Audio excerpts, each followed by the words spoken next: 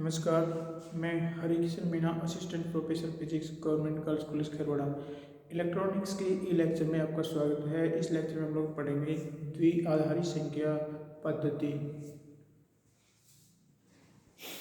द्विआधारी संख्या पद्धति सर्वप्रथम जॉन ब्रूले नामक वैज्ञानिक ने 1854 में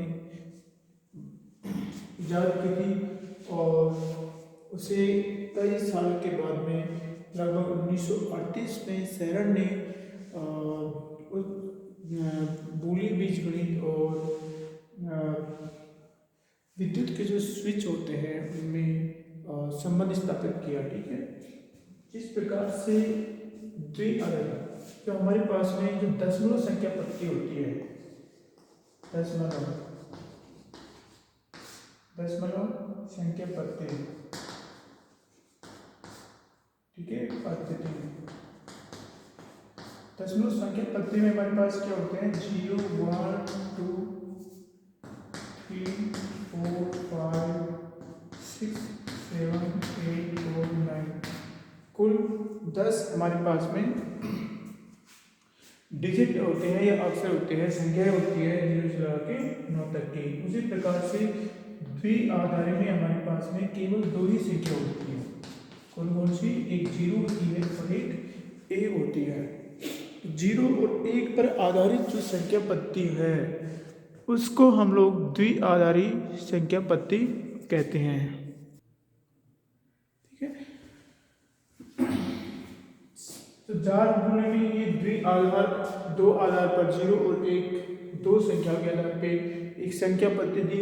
जैसे हमारे दशमलव संख्या पद्धति में सबसे पहले हम लोग लिखेंगे 0, फिर हम लोग लिखते हैं 1, फिर 2 3 4 5 6 7 8 और 9, ये पूरी संख्या लिख दी। उसी प्रकार से हम लोग द्विआधारी संख्या में सबसे पहले लिखेंगे 0 और फिर 1 लिखेंगे। ठीक है, तो जैसे ये संख्या समाप्त हो गई वहां पे ये भी समाप्त हो गई। ठीक है, उसके बाद में हम लोग क्या करते हैं, उसके बाद हम लोग लिखते हैं पहली संख्या के बाद जो संख्या है 1 और उसके आगे हम लोग 0 लगा देते हैं। तो उसी प्रकार से यहाँ 1 फिर 0 1 और उसके बाद में 1 और 0 आएगा। ठीक है, फिर हम लोग यहाँ क्या करते हैं, इसके बाद में 1 के बाद में फिर ये लिखते हैं, फिर ये ऐसे लिखते जाते हैं। ठीक है, 1, ठीक है, और फिर देखो ऐसे लिखते जाते हैं हम लोग 1 1 1 1 1। 1 लिखा हमने, फिर 2 आएगा, फिर 3 आएगा, फिर 4 आएगा, फिर 5 आएगा, फिर 6 आएगा, फिर 7 आएगा, फिर 8 आएगा, फिर 9 आएगा। ठीक है, ओके, उसके बाद में फिर दूसरा जो डिजिट है उसके बाद में भी वो यहाँ पे समाप्त है तो 2 0 आ जाते हैं। ठीक है, हमने क्या किया, यहाँ पे 1 से लगा के 9 अंक थे, हमने दोनों अंक लिख दिए, यहाँ पे 1 से लगा के 9 अंक लिख दिए। उसके बाद हमने क्या किया, ये पहला अंक लिखा और उसके बाद में इन सारे अंकों को रिपीट करना शुरू कर दिया। ठीक है, तो हमने क्या किया, पहला अंक लिखा और फिर इन सारे अंकों को रिपीट करेंगे तो हम लोग 1 0 और फिर यहाँ पे 1 और 1 आएगा। ठीक है, तो हमने यहाँ पे पहला अंक लिखा, फिर रिपीट करना शुरू कर दिया, फिर दूसरा अंक लिखा, फिर रिपीट करना शुरू कर देंगे हम लोग। ठीक है, फिर 23 24 ऐसे हम लोग करते जाते हैं। ठीक है, तो हमने पहला अंक लिखा, फिर इनको रिपीट करना शुरू कर दिया। अब हमारे पास में ये इसके बाद में कोई अंक नहीं है, तो जैसे हमारे पास में लास्ट में हमारे पास में जैसे यहाँ पे आ जाए डॉट डॉट डॉट 90 आ जाए। ठीक है, फिर हम लोग लिखेंगे 91, फिर इन अंकों को रिपीट करते जाते हैं हम लोग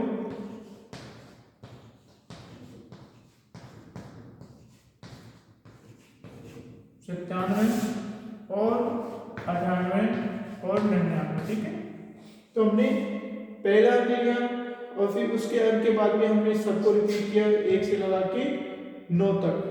ठीक है, फिर हम दूसरा अंक लेते हैं, फिर 0 से लगा के 9 तक रिपीट किया, 0 से लगा के 9 तक रिपीट होंगे। उसी प्रकार से हमने 9वां अंक लिया और फिर 1 से लगा के हम 9 तक रिपीट कर देते हैं। उसके बाद में क्या, तो हमने क्या किया, यहाँ पे पहला अंक लिया और यहाँ से यहाँ तक अंक थे उनको रिपीट कर दिया। तो ये तो हमारे जीरो की इक्विवेलेंट हो गया दशमलव संख्या पत्ती में। ठीक है, ये तो द्वि आधारी संख्या है, ये दशमलव है, दशमलव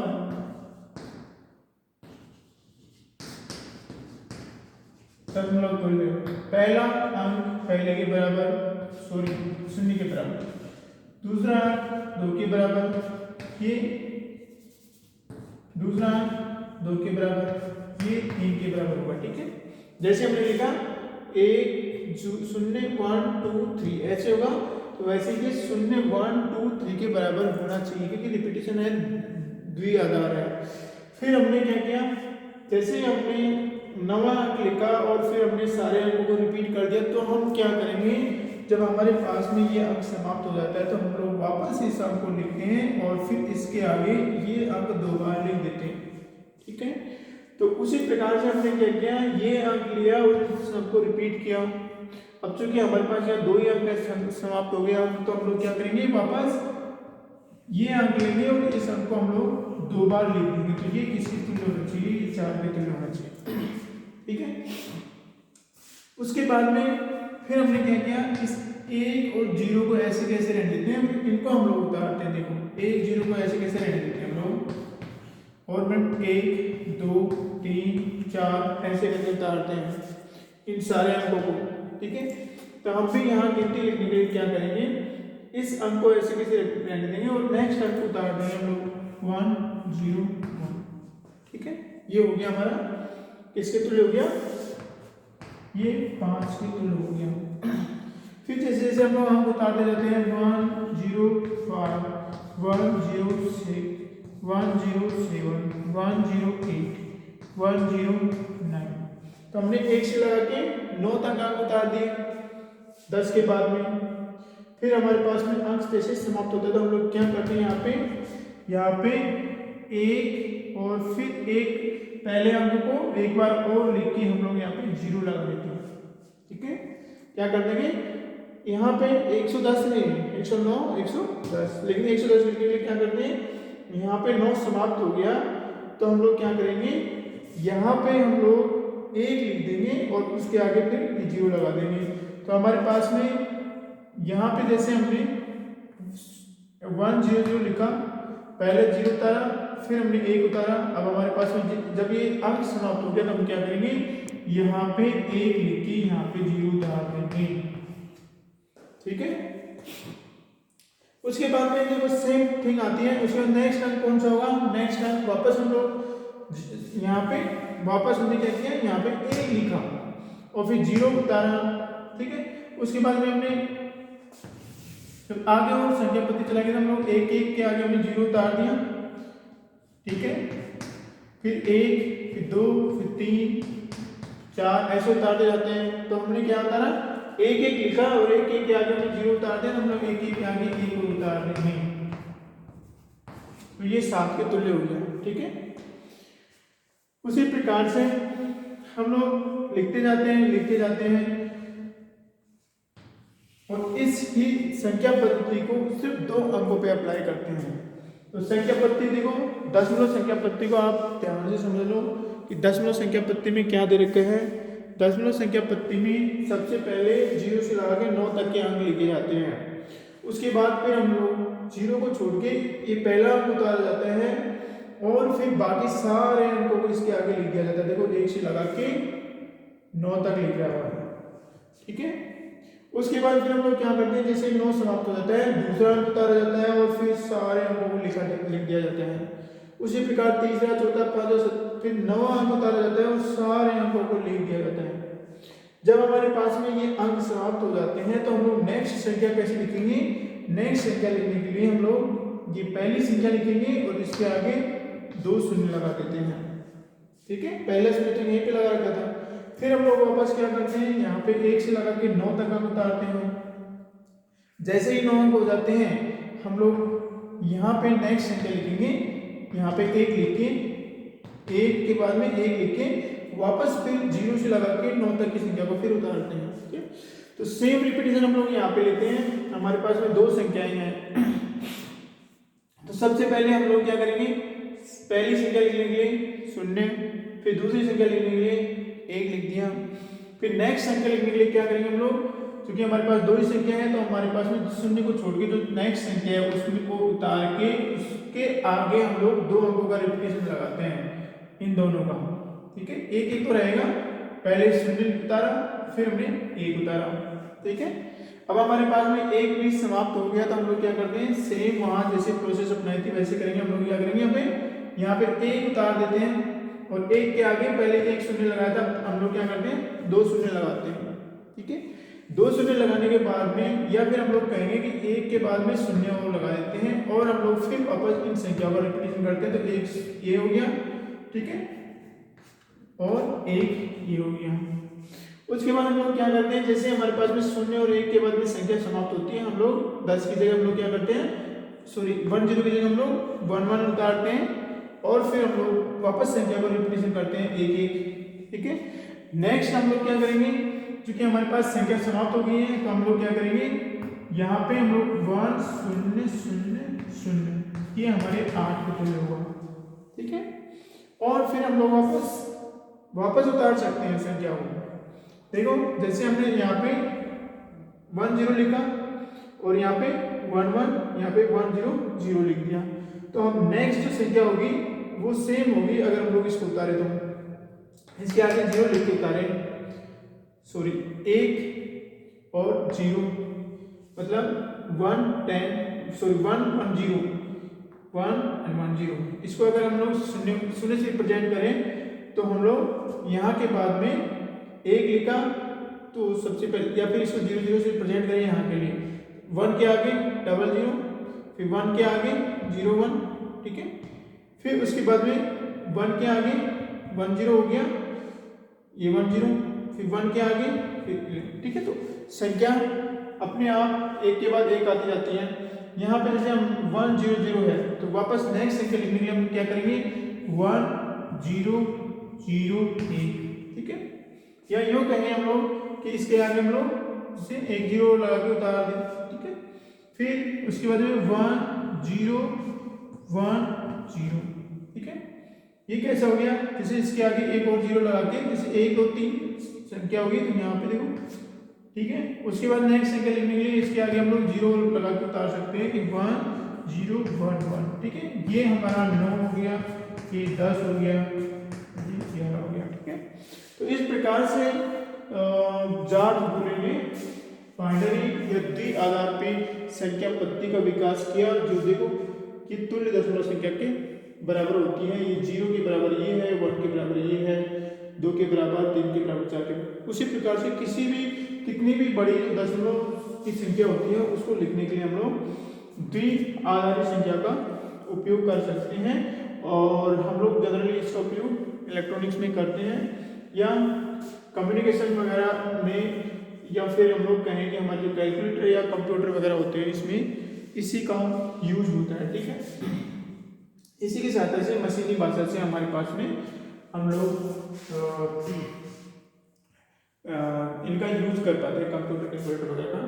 तो ये हमारी दशमलव तुल्य पद्धति होगी। अब हम लोग क्या करेंगे, ऐसे तो समझना बहुत मुश्किल होता है, वैसे हम लोग लिखना चाहे तो लिख सकते हैं 0 1 के 1 0 1 फिर 1 फिर 1 1 0। ओके, सॉरी 1 1 के बाद में 1 0 0 1 0 1 1 1 1। Okay, and 1 1 1। ऐसे करके हम लोग क्रम को बनाए रखते हुए कर सकते हैं, लेकिन हमको क्या करना है, इस प्रकार से एक द्वि आधारी संख्या को दशमलव संख्या में बदलते हैं, किस प्रकार से दशमलव संख्या को द्वि आधारी संख्या में बदलते हैं, तो इसका हम लोग अभी समझाते हैं किस प्रकार से बदलते हैं।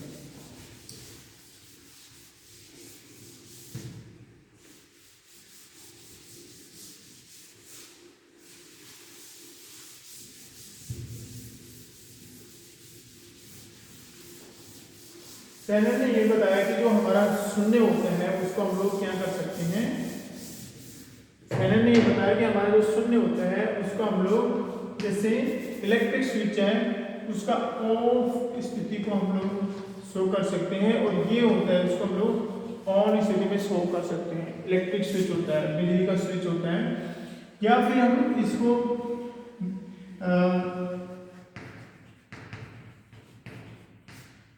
जो चुंबक होता है उसको किसी स्पेसिफिक डायरेक्शन में चुंबकित होने को हम लोग अचुंबकित होने को हम लोग, ठीक है, चुंबकित नहीं होने को हम लोग ऑफ से शो कर सकते हैं, और चुंबकित होने को हम लोग ऑन से शो कर सकते हैं। या किसी कंडीशन या फिर किसी सॉल्यूशन वगैरह का या फिर किसी फिजिकल कंडीशन के लिए हम लोग संतृप्त अवस्था, असंतृप्त अवस्था को हम लोग असंतृप्त अवस्था को हम लोग ऑफ से शो कर सकते हैं, और संतृप्त अवस्था को हम लोग ऑन से शो कर सकते हैं, ठीक है।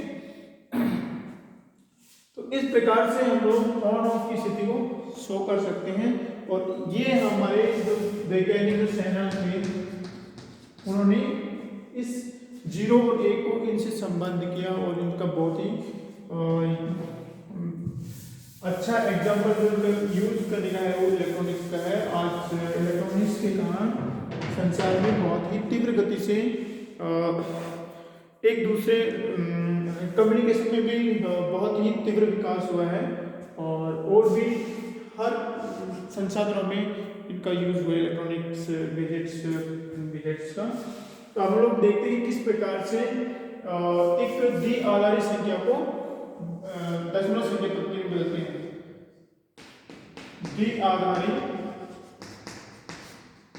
द्विआधारी से दशमलव,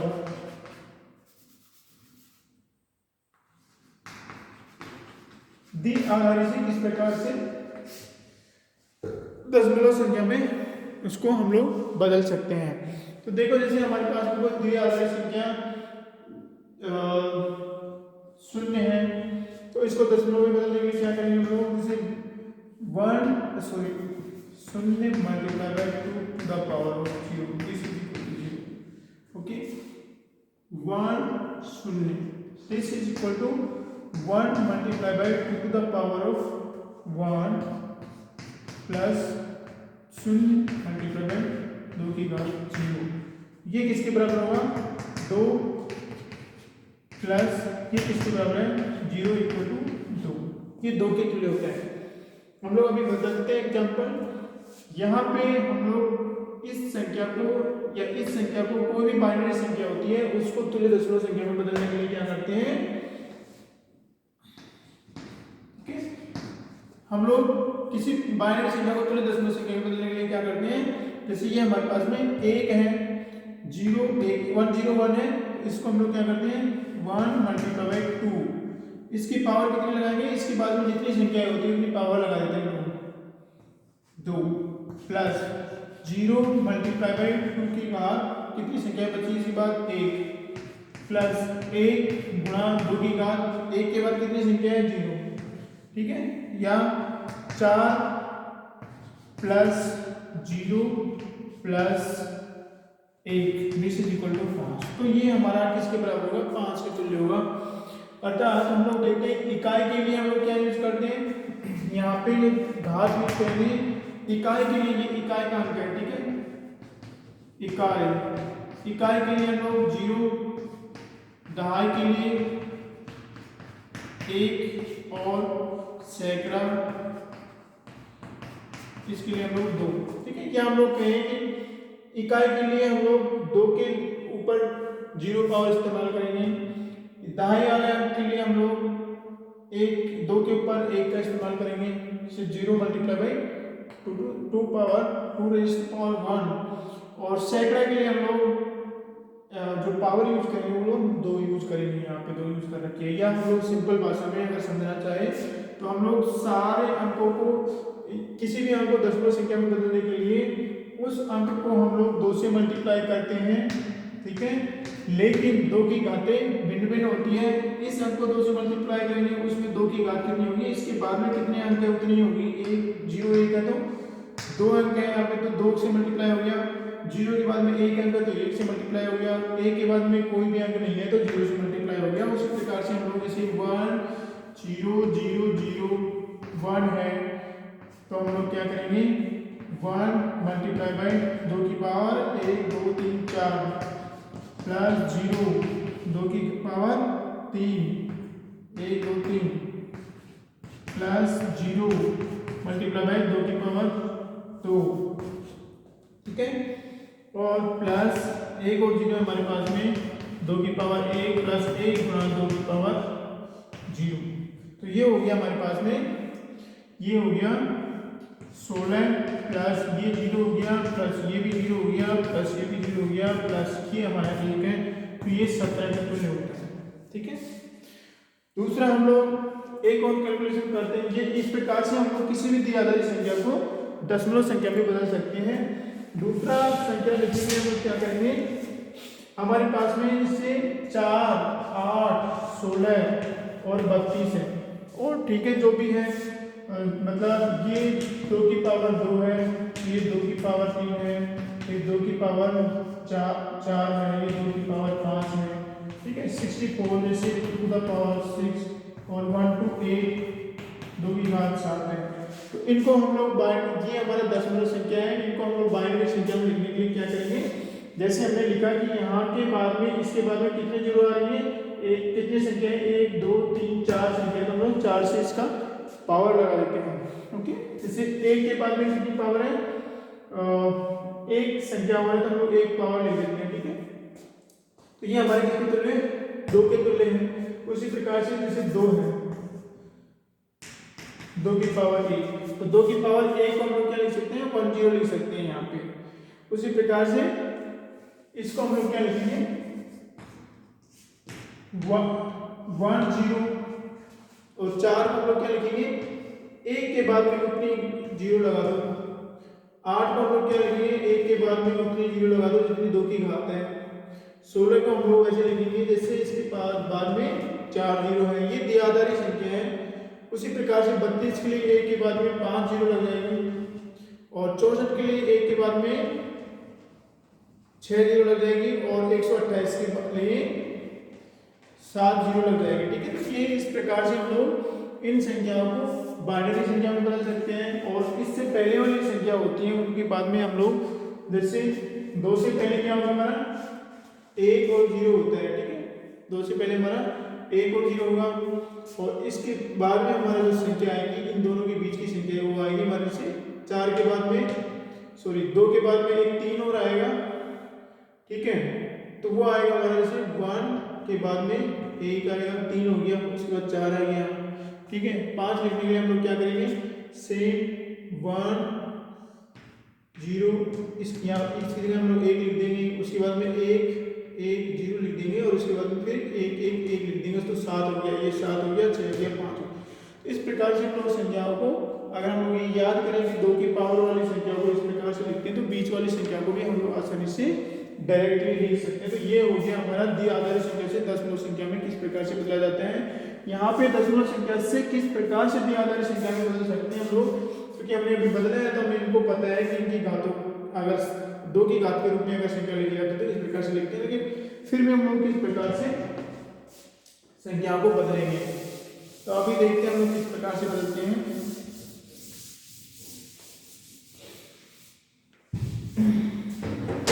किसी भी दशमलव संख्या को द्वि आधारी संख्या में बदलने के लिए क्या करते हैं, इस दशमलव संख्या 2 प्रकार की होती है। एक तो होगी हमारी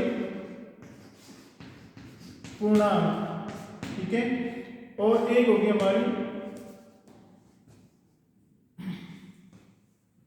एक होता है हमारा ये तो हमारा पूर्ण संख्या होती है और एक होती है अपूर्ण संख्या होती है जो कि जैसे दशमलव जिसके अंदर दशमलव के बाद में लिखी होती है।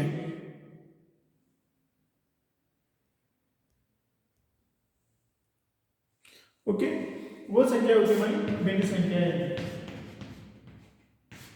ठीक है। तो पूर्णांक संख्या को क्या करते हैं, पूर्णांक संख्या जैसे हमारे पास में सपोज करो 8 था, ठीक है। तो हम लोग पूर्णांक संख्याओं को द्वि आधारी संख्या में बदलने के लिए क्या करते हैं, उसमें 2 का उत्तरोत्तर भाग देते हैं और जितना भी शेष बचता है उसको हम लोग उतारते जाते हैं साइड में और फिर विपरीत क्रम में हम लोगों को लिख देते हैं। जैसे हमने 2 का भाग दिया तो कितनी बार गया, 4 बार, और शेष कितना बचा, 0। फिर 2 का भाग दिया हमारे पास में कितनी बार गया, 2 बार, शेष कितना बचा, 0। फिर 2 का भाग दिया कितनी बार गया, 1 बार, शेष कितना बचा, 0। फिर 2 का भाग देते हैं तो 2 का भाग देते हैं तो यहाँ पे भाग ही नहीं जाता है, शेष को हम लोग लिख देते हैं। तो ये जो इस प्रकार से जो संख्या आती है यहाँ पे, ये मोस्ट सिग्निफिकेंट संख्या आती है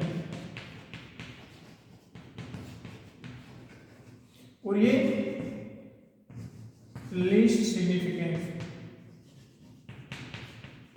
मतलब इसके अंदर ज्यादा बार होता है बजाय इसके। या फिर अधिकतम सार्थक अंक है, अधिकतम सार्थक अंक, और ये हमारा न्यूनतम सार्थक अंक है। ठीक है, तो इनको इस प्रकार से लिखते हैं कि 8 equal to 8 10, this is equal to most significance number कौन सा है, ये है हमारा 1। उसके बाद में हम लोग ऐसे कैसे उतार लेते हैं, ये दिया आधार पे हम लोग लिख देते हैं।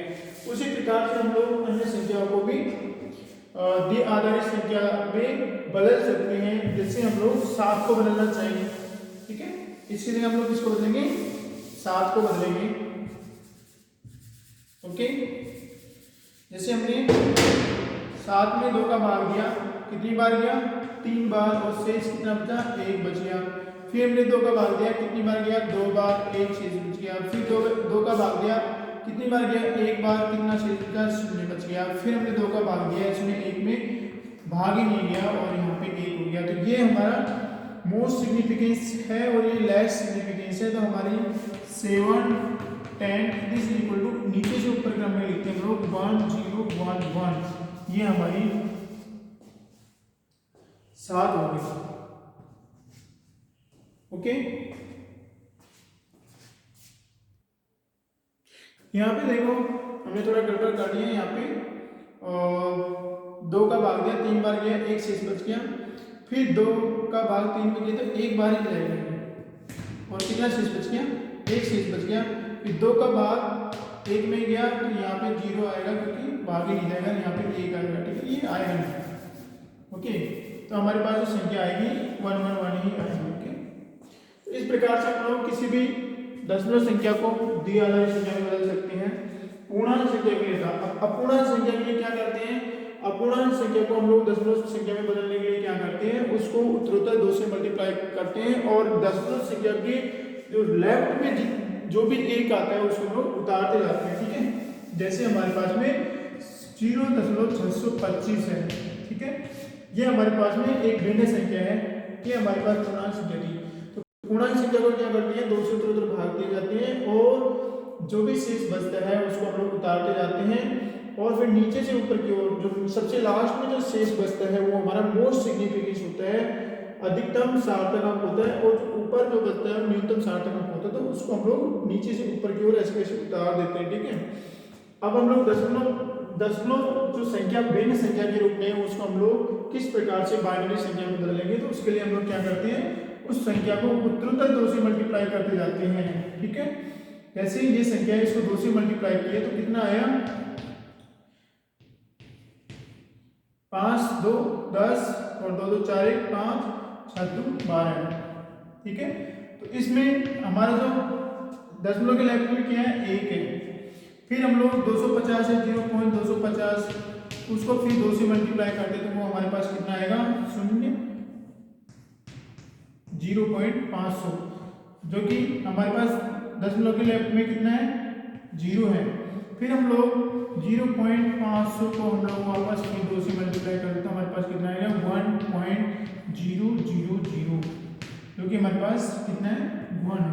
ठीक है, तो हम लोग क्या करेंगे, हमारे पास 0.625 है वो किसके तुल्य होगा, हमारा जो 0.625 है वो किसके तुल्य होगा, हमारा 0.1012 इसके हमारे तुल्य होगा। ठीक है, तो देखो यहाँ पे दशमलव ऐसे कैसे लगता है, जो 3 अंक है तो 3 अंकों को छोड़ के लगा दिया, ठीक है। जीरो के बाद में है तो यहाँ पे 0.0101 आ गया। यहाँ पे जो पहली संख्या आती है वो हमारी अधिकतम सार्थक अंक है, अधिकतम सार्थक अंक है।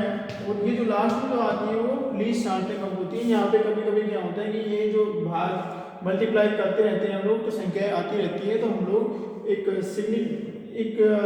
स्पेसिफिक नंबर तक जाके हम लोग वो संख्या उतारते हैं, बाकी डॉट डॉट डॉट लिख देते हैं, ठीक है। तो इस प्रकार से पूर्णांक से हम लोग इस प्रकार से द्विआधारी संख्या बदलती है, और भिन्न संख्या को हम लोग इस प्रकार से द्विआधारी संख्या में बदलते हैं। यहाँ पे हम लोग एक बात और बता देते हैं कि जैसे कोई दशमलव में द्विआधारी संख्या, तो किस प्रकार से उसको हम लोग, ठीक है, जैसे हमारे पास में 101.1101 ये हमारी एक द्विआधारी संख्या है। तो किस प्रकार से हम लोग इसको दशमलव पत्ती में लिखेंगे, तो हम लोग क्या करेंगे, इसको तो हमने देखा था कि 1 multiply by two the power कितना आएगा, एक के बाद में कितने डिजिट है, 2 है तो 2 आ गया। फिर 0 मल्टीप्लाई बाई 2 के बाद में कितने डिजिट है, 1 प्लस 1 मल्टीप्लाई बाई 1 के बाद में कितना डिजिट है, 0। तो ये हो गया। लेकिन दशमलव वाली द्विआधारी संख्या को किस प्रकार से हम लोग लिखेंगे, उसके लिए ये था हमारा, ठीक है। उसके लिए क्या था, उसके लिए हम लोग ऐसे कैसे हम लोग उसको प्लस में लिख देंगे। लेकिन हम एक है दशमलव के बाद में, तो 1 गुणा 2 की पावर कितनी है, -1 प्लस 1 गुणा 2 दशमलव कितने बाद में है, -2 प्लस 0 गुणा दशमलव के कितने बाद में है, -3 प्लस 1 गुणा दशमलव के कितने बाद में, 1 2 3 4 बाद में, ठीक है। तो माइनस में इतनी पावर लिख देते हैं। यहाँ पे हम लोग दशमलव संख्या को, दशमलव वाली द्विआधारी संख्या को दशमलव पत्ती में बदलने के लिए क्या करते हैं, वो जो संख्या होती है उनको हम लोग 2 से तो मल्टीप्लाई करते हैं, लेकिन उनकी पावर दशमलव के कितने बाद में वो खुद आती है।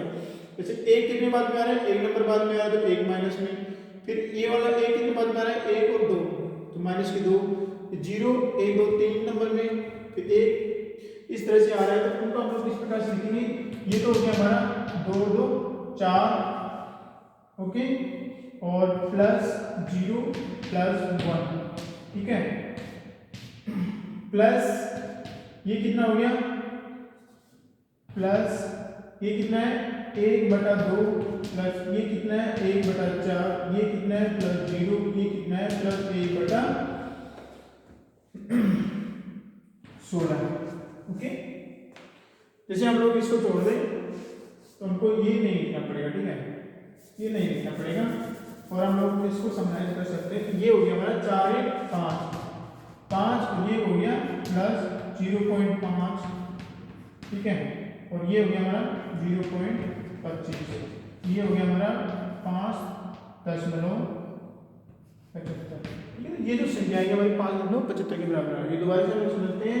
इसको तो हमको पता है कि जब भी हम लोग इसको दशमलव पत्ती में कन्वर्ट करेंगे तो इसके बाद में कितने डिजिट है उतनी 2 की पावर लगा देते हैं। तो इसके बाद में 2 है तो 2 लगा दी, 0 मल्टीप्लाई बाय 2 के बाद में 0 के बाद में कितना है 1 है तो 1 लगा दिया, 1 के बाद में कुछ भी नहीं है तो 0 लगा दिया। लेकिन इनको कन्वर्ट करने के लिए क्या करते हैं हम लोग, दशमलव के कितने बाद में खुद आती है उतने ही 2 की पावर से हम लोग इसको मल्टीप्लाई कर देते हैं। तो एक कितने नंबर बाद कौन से स्थान पे है, एक पहले स्थान पे है माइनस, फिर उसके बाद जो नेक्स्ट एक है पॉइंट के बाद में 1 और 2, फिर 0 है और 1 2 3 नंबर पे है, ठीक है। इसी प्रकार से हम लोग इसको लिखा सोल्व किया तो 2 2 4, ये हमारा 0 आ गया, ये हमारा 1 आ गया, और ये क्या आ गया 1/2 आ गया, 1 क्या आ गया 1/4 आ गया, ये 0 आ गया, ठीक है। 1/2 का मतलब 0.5 है, 25 है तो 5 2 75, ठीक है। तो ये जो दशमलव द्विआधारी संख्या ये इसके बराबर होगी, ओके। अब हम लोग देखते हैं किस प्रकार से द्विआधारी संख्याओं को जोड़ते हैं, घटाते हैं, गुणा करते हैं और एक दूसरे में भाग देते हैं। तो उसके लिए हम लोग एक एक एग्जांपल लेते हैं। बाकी एग्जांपल आप स्वयं बुक, नोटबुक या टेक्स्ट बुक कहीं से भी देख के प्रैक्टिस कर सकते हो। तो एडिशन, ठीक है, इसको इसको बोलते हैं योग। द्विआधारी संख्या का योग। द्विआधारी संख्या का योग याद करने के लिए हमको ये कुछ रूल ध्यान में रखने हैं कि 0 + 0 this is equal to 0 and 0 + 1 equal to 0, 1 + 0 equal to 1 and 1 + 1 equal to 1 और 0 होगा। ये 1 0 क्यों आता है? क्योंकि हमारे पास में दो संख्याएं हैं 0 और 1 है। ओके, तो हम लोग क्या करते हैं, सबसे पहले संख्या हमने ये लिखी, उसके बाद हमने ए लिखी, उसके बाद फिर नेक्स्ट संख्या कौन सी आएगी, उसके बाद नेक्स्ट संख्या आएगी हमारी ये आएगी। तो हम लोग ये मान सकते हैं कि इसमें हमने +1 किया तो हमारे पास 1 आ गया, फिर इसमें हमने +1 किया तो ये हमारे पास में 1 0 आना चाहिए, नेक्स्ट संख्या आनी चाहिए। ठीक है, जैसे 0 में हमने 1 ऐड किया तो 1 आ गया तो हमने 1 लिख दिया। फिर हमने 1 में हम लोग 1 ऐड करेंगे तो 1 0 आएगा, तभी तो हम लोग ये संख्या लिखेंगे। जैसे हमारे पास में 0 1 2 3 संख्या है, 0 में 1 ऐड किया तो 1 आ गया, फिर 1 में 1 ऐड करेंगे तो हम लोग 2 लिखेंगे। ठीक है, उसी प्रकार से 0 में 1 ऐड करेंगे तो हमारे पास 1 आएगा तो 1 लिख दिया, फिर 1 में हम लोग 1 ऐड करेंगे 10 आएगा तो 10 लिख दिया। ठीक है, तो इस प्रकार से हमारी नेक्स्ट संख्या लिखते हैं हम लोग। तो ये हमको ध्यान रखना है, 0 + 0 equal to 0, 0 + 1 equal to 0, 1 + 0 equal to 1 and 1 + 1 equal to 1 0 आएगा। ये क्या करता है, नेक्स्ट जो लेफ्ट साइड में होता है या उच्च स्तर पे हमारी एक हासिल चला जाता है। तो देखते हैं हम लोग एक एग्जांपल लेंगे, जैसे हमने 1 0 1 1 0 1। ठीक है, ऐसे हमने रैंडमली कोई संख्या लिख दी। ओके, या फिर हम लोग एक काम करते हैं, जैसे हमारे पास में 7 के लिए हमारे पास में क्या था, 1 1 1 था। ठीक है, और 8 के लिए हमारे क्या था, हमारे पास में 1 के बाद में 3 0 था। ओके, और 9 के लिए हमारे पास में 1 0 0 1, 10 के लिए हमारे पास में 1 0 एंड 1 0। ये हमारे लिए 10 के लिए है। ठीक है, तो हम लोग क्या करते हैं, 7 और 10 को जोड़ते हैं। ठीक है, जैसे हमने 7 और 10 को जोड़ा तो हमारे पास 17 आना चाहिए। हम लोग निकाल लेंगे कि इसका 17 का क्या होगा, जैसे 16 का हमारे पास में 1 के बाद में 4 0 है तो 17 का हमारे पास में क्या होना चाहिए, 1 0 0 0 1। ये हमारी बाइनरी संख्या आनी चाहिए। 7 की बाइनरी संख्या कितनी है, 1 1 1 1 1 1, और हमारी 10 की है ये, तो 10 की हमारी ओके 0 1 0 और 1। ठीक है, हमने ऐड कर दिया। ओके, तो देखो हम जोड़ते हैं 1 और 0 कितना हो गया, 1 और 0 या 0 1 कितना होता है, सॉरी ये हमारा 1 आएगा। ठीक है, 0 1 या 1 या 0 कितना 1 होता है, तो ये 1 हो गया। फिर हमारा 1 में 1 जोड़ कितना आता है, 10 आता है। तो हम लोग क्या करते हैं, इस 10 का 0 यहाँ पे उतारते हैं और 1 प्लस हासिल यहाँ ले लेते हैं। 1 + 0 कितना आएगा, 1 आएगा, लेकिन 1 और ऊपर है तो हम लोग क्या करते हैं, 1 और 1 कितना आएगा, हमारे पास 0 आएगा तो 0 यहाँ उतारते हैं, प्लस 1 यहाँ ले देते हैं। ठीक है, फिर 1 और 1 कितना आएगा, हमारे पास 10 1 0 आएगा तो वहाँ पे 1 0 उतार देते हैं। तो हमारे पास देखो 1 0 0 0 1 आएगा, देखो 1 0 0 0 1 आ गया। तो ये हमारे पास में योग करने का तरीका है कि इनको ध्यान रखेंगे हम लोग। जैसे हमारे 1 + 1 होता है तो हम लोग 0 उतार देंगे और 1 को चांस ले लेंगे। देखो 1 + 1 0 हुआ, 1 हासिल इसमें ले दी, फिर 1 + 0 1 हुआ, और फिर 1 और 1 0 1 होगा तो हम लोग 0 उतार देंगे, 1 हासिल इसको दे दी, फिर 1 और 1 1 0 1 होगा तो 0 1 यहाँ पे उतार दिया। ठीक है, ये हुआ। तो ये हमारे दशमलव द्विआधारी संख्या का योग है। अब हम लोग द्विआधारी संख्या का घटाना सीखेंगे, किस प्रकार से इसको घटाते हैं।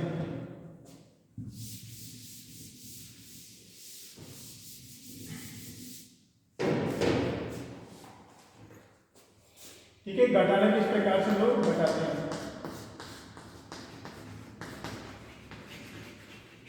किस प्रकार से लोग उसको सब्ट्रैक्ट करते हैं। तो सब्ट्रैक्ट के लिए घटाने के लिए तो क्या करते हैं, 0 - 0 इक्वल टू 0 होगा, 1 - 0 इक्वल टू 1 होगा, 1 - 1 इक्वल टू 0 होगा, और 1 0 - 1 इक्वल टू 1 होगा। ठीक है, ये हमारे घटाने का नियम है, ये हमें याद रखना है। ओके, हम लोग यहीं से देखते हैं कि 17 में से 7 घटा देते हैं या फिर 17 में से 10 घटा देते हैं। ओके, तो जैसे हमने 17 में से 10 घटाए तो 17 में से हम लोग 10 घटाएंगे तो हमारे पास में कितना बचेगा, 7 बचेगा। ठीक है, तो देखो 17 कौन सा हमारा ये रहा 1 0 0 0 1 है, इसमें से हम लोग 10 घटाते हैं तो हमारे पास में ये है 10 0 1 0 1, इसको हम लोग घटाते हैं तो देखो 1 में से 0 गया तो कितना बचा 1 में से 0 गया तो 1 बच गया, फिर 1 में से यहाँ पे हमारे क्या है 0 में से 1 जाएगा तो क्या होगा हम लोग जैसे 0 में से 1 जाता है, यहाँ पे देखो 1 0 है, 0 में से 1 नहीं जाएगा, लेकिन हम लोग क्या करते हैं कि नेक्स्ट जो लेफ्ट या उच्च स्तर की जो संख्या होती है उसमें से एक हम लोग उधार ले लेते हैं। तो 0 में से 1 नहीं जाएगा तो हम लोग क्या लिखेंगे यहाँ पे हम लोग 1 लिखेंगे और यहाँ पे 1 हासिल यहाँ से लेते हैं। ठीक है, अब हम लोग वापस 1 को 0 में से घटाएंगे तो यहाँ पे वापस 1 आएगा और 1 हासिल यहाँ पे आ जाएगी। ठीक है, और 1 हासिल यहाँ पे आ गया। अब हम लोग क्या करते हैं यहाँ पे से हमारे -1 और -1 है। ठीक है, दोनों को हम लोग जोड़ते हैं, जैसे 1 + 1 = कितना होगा 1 0 हुआ। ठीक है, और हमारे पास में क्या है ऊपर संख्या 1 0 है, तो 0 में से 0 जाएगा तो 0 और 1 में से 1 जाएगा तो 0 बचेगा। तो ये इस तरह से हमारे 7 की जो संख्या है एग्जैक्ट वही निकल के आती है। ठीक है, यहाँ थोड़ा कॉम्प्लिकेशन है, समझने में आसानी रहेगी। अगर जैसे हम लोग 0 में 1 में से 0 गया तो क्या बता, देखो यहाँ पे 0 - 0 = 0, 1 - 0 = 1, 1 - 1 = 0 एंड 1 0 - 1 = 1 आएगा। जैसे हमने 1 + 1 = क्या लिखा था 1 0, तो हमारा 1 = क्या होगा 1 0 - 1 होगा। ठीक है, तो यहाँ पे देखो 1 में से 0 गया तो 1 में से 0 गया तो 1 बचा, 1 बच गया। यहाँ पे हमारा 0 है तो हम लोग 0 में से 1 घटाएंगे तो 1 बचेगा, लेकिन जो 1 और रहेगा वो लेफ्ट साइड से हासिल जाएगा तब होगा। ठीक है, तो यहाँ से हम लोग इस 0 में से 1 घटाएंगे तो तभी घटा सकते हैं, यहाँ से हम लोग 1 हासिल नेगेटिव में लेके ऊपर पहुंचा है। ठीक है, तो हमने 1 हासिल ले लिया, यहाँ पे लिख दिया -1, तो वापस 10 में 1 0 में से बन गया तो 1 बच गया। ठीक है, अब हम लोग 1 को वापस 0 में से घटाते हैं, फिर हम लोग यहाँ से हासिल लेते हैं तो यहाँ पे -1 लिखते हैं, तो वापस इसमें से 1 0 में से 1 गया तो 1 बचेगा हमारे पास में।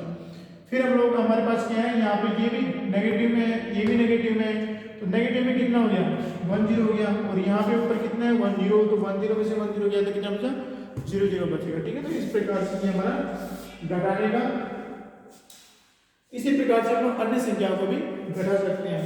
अब हम लोग गुणा करते हैं कि किस प्रकार से इनको द्विआधारी संख्याओं को गुणा करते हैं। ओके,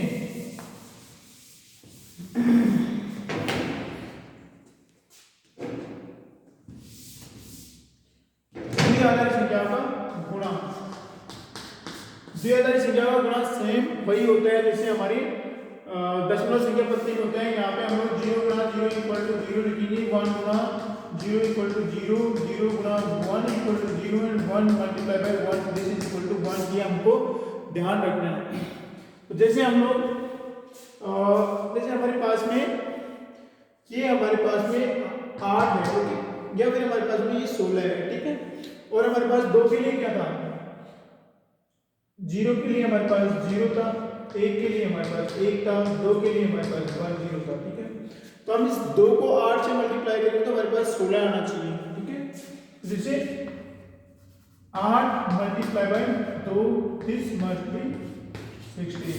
ओके, तो हम लोग मल्टीप्लाई करके देखते हैं। 8 क्या है हमारे पास में 1 0 0 0। ओके, इसको हम लोग किससे मल्टीप्लाई करते हैं, ये हमारे दशमलव पत्ती पे है और ये हमारे द्विआधारी पत्ती पे है। इसको हमने किससे मल्टीप्लाई किया 1 0 से। ओके, 1 0 से मल्टीप्लाई किया। ओके, तो 1 0 से मल्टीप्लाई किया तो हम लोग लिखते हैं, देखो 0 से सबको मल्टीप्लाई कर दे तो 0 से जो भी मल्टीप्लाई होगा 0 आएगा, तो 1 2 3 4 बार 0 आ गया। ओके, फिर 1 से जो भी मल्टीप्लाई होगा, जैसे 0 मल्टीप्लाई हो गया 1 से तो 0 आएंगे, 3 0 आ गए, और 1 से 1 मल्टीप्लाई हो गया तो 1 आएगा, तो 0 उतार दो, 0 में 0 ऐड किया, हमको ऐड भी पता होना चाहिए। ठीक है, तो देखो 1 के बाद में 4 0 है, तो देखो 1 के बाद में 4 0 है। हम लोग देखते हैं जैसे हमारे पास सॉरी 2 की घात 6 इक्वल टू कितना होता है, 2 की घात 6 इक्वल टू 64 होगा। ओके, क्योंकि 2 की घात 3 के बराबर है, ये 2 की घात 4 के बराबर है, 2 की घात 5 के बराबर क्या है हमारा, 2 की घात 5 के बराबर है हमारा 32 एंड 2 की घात 6 के बराबर होगा हमारा 64। तो ये हमारा इसका बाइनरी क्या होगा, इसका बाइनरी होगा 1 के बाद में 6 जीरो लगा दो। ठीक है, ये हमने इसलिए किया क्योंकि ये हमारा 64 है। ओके, और ये हमारा 64 है और इससे एक संख्या कौन सी होगी, इससे एक संख्या कम होगी हमारी, इसमें एक डिजिट कम करके उतनी एक लगा दो इसके बराबर, 1 2 3 4 5 6, तो हमारा 1 2 3 4 5 6, ये हमारा 63 के बराबर होगा। अब हम लोग ऐसा इसलिए किया है क्योंकि हम लोग 9 को और 7 को मल्टीप्लाई करके देखना चाहते हैं कि हमारा 63 के बराबर आ रहा है नहीं आ रहा है। ठीक है, क्योंकि हम लोग 9 मल्टीप्लाई बाय 7, ये 10 बेस पे है, this is equal to 63 10 base पे। ठीक है, अब हम लोग 9 की जगह क्या लिखेंगे, 1001 1001। ठीक है, 2 बेस पे है ये, और 7 की जगह हम लोग लिखेंगे 111। ठीक है, 2 बेस पे है। हम लोग मल्टीप्लाई करके देखते हैं, 1 से जो भी मल्टीप्लाई होगा वही संख्या आएगी। ठीक है, 1 से जैसे 0 मल्टीप्लाई हो रहा है तो 0 आएगा, 1 से 1 मल्टीप्लाई हो रहा है 1 आएगा। 1 से जैसे ये मल्टीप्लाई हो रहा है तो हमारा 1001 आ गया, फिर वापस 1 से मल्टीप्लाई हो रहा है तो ये आ गया हमारा 1001, फिर वापस 1 से मल्टीप्लाई हो रहा है 1001, इसको हम लोग जोड़ दिए तो 1 आ गया, ये 1 और 0 1 आ गया, 1 और 0 0 1 आ गया, 0 0 1 1 आ गया, 0 1 1 आ गया, और 1 और 1 1 आ गया। कितना है, 2 बेस है। कितनी संख्या है, 1 1 1 1 1, 3 और 3 6। तो देखो ये हमारा 63 आ गया। तो हमारा जो मल्टीप्लाई करने का जो ये रूल है इसको हमको ध्यान में रखना होगा। उसी प्रकार से हम लोग विभाजन की प्रक्रिया करते हैं। तो विभाजन की प्रक्रिया देखो सिंपल है, विभाजन की प्रक्रिया इस प्रकार से करते हैं। देखो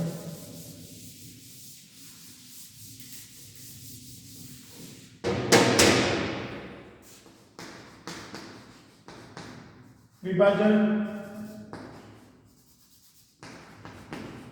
ठीक है, तो भाग किस प्रकार से, या फिर हम लोग भाग दे रहा है हिंदी में बोलते हैं, इस प्रकार से हम लोग एक संख्या में दूसरी संख्या में भाग देते हैं। तो जैसे हम लोग 63 में हम लोग 9 का एक भाग लेके देखते हैं। ठीक है, तो देखो 63 में अगर हम लोग 9 का भाग देंगे तो हमारे पास 7 आएगा। ओके, कुछ भी शेष नहीं बचता है, 0 शेष बचता है। तो देखो हम लोग 63 क्या है नंबर, ये ना हमारे पास में नंबर है, और भाग देते देखो। ओके, इसे हमारे पास 1 1 1 1 1 1, ठीक है, 6 संख्या है, 3 3 6, इसमें 9 का भाग दिया तो 9 क्या है हमारे 1 0 0 1 है। ओके, 1 0 0 1, ठीक है, 9 का भाग दिया, ये 9 पे बेस पे है। ठीक है, 2 बेस पे हमने 9 की जगह दियादारी संख्या लिखी और 63 की जगह दियादारी संख्या लिखी। अब हम देखते हैं किस प्रकार से हमारा ये 7 आता है। तो देखो हमने एक बार भाग दिया, ऐसे कैसे उतार दो इसको, घटाओ, 1 में से 1 गया तो 0, फिर ये 1 आएगा, ऐसे कैसे ये 1 आएगा, फिर 0 आएगा। ओके, फिर हमारे पास एक संख्या और बच गई, हम लोग उसको उतार दिए। ओके, फिर एक बार और भाग दिया, उतार दो, ऐसे कैसे 1 0 0 1, एक में से गया तो 0, 0 में से गया तो 0, एक में से गया तो 1, सॉरी 0। ठीक है, यहाँ पे 1 बचेगा, 0 बचेगा, 0 बच गया। अब हम लोग एक संख्या और बची, हमने उसको उतार दिया। तो देखो हमारे पास 1 0 0 0 1 है, तो एक बार और भाग चला गया। ठीक है, यहाँ पे कुछ नहीं बचा, तो ये क्या आ गया हमारा, ये 7 के बराबर आ गया। ठीक है, तो हम लोग इस प्रकार से विभाजन की प्रक्रिया भी दियादारी संख्या में आसानी से कर सकते हैं। तो इस प्रकार से दियादारी संबंधी जो लेक्चर है कि किस प्रकार से दियादारी संख्या डिफाइन होती है, दियादारी दशमलव संख्याओं को जो कि पूर्णांक है भिन्न संख्या उनको दियादारी संख्या में बदली जाती है, दियादारी संख्या जो कि दशमलव में भी है उनको किस प्रकार से दशमलव पत्ती में बदली जाती है। द्विआधारी संख्या का योग, उनका घटाना, उनका गुणन और विभाजन, ये सारी प्रक्रिया हमने इस लेक्चर में आपको बता दी है। और लेक्चर देखने के लिए शुक्रिया, थैंक यू।